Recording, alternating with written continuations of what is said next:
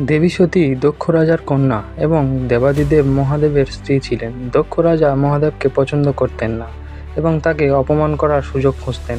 তিনি একটি বিশাল যজ্ঞের আয়োজন করেন, কিন্তু সেই যজ্ঞে মহাদেব ও সতীকে আমন্ত্রণ জানাননি।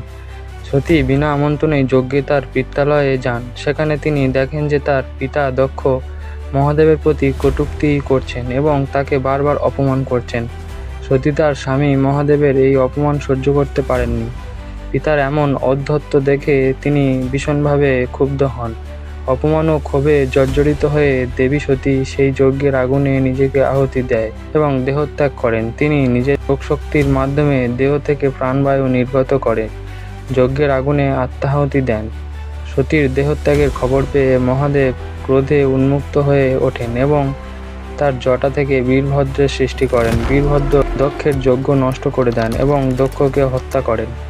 এরপর মহাদেব সতীর মৃতদেহ কাঁধে নিয়ে প্রলয় নৃত্য শুরু করেন, যা দেখে সারা পৃথিবীতে ধ্বংসের উপক্রম হয়। দেবতারা ভয় পেয়ে ভগবান বিষ্ণুর দ্বারস্থ হন। অবশেষে ভগবান বিষ্ণু তার সুদর্শন চক্র দিয়ে সতীর দেহকে 51টি খণ্ডে বিভক্ত করেন।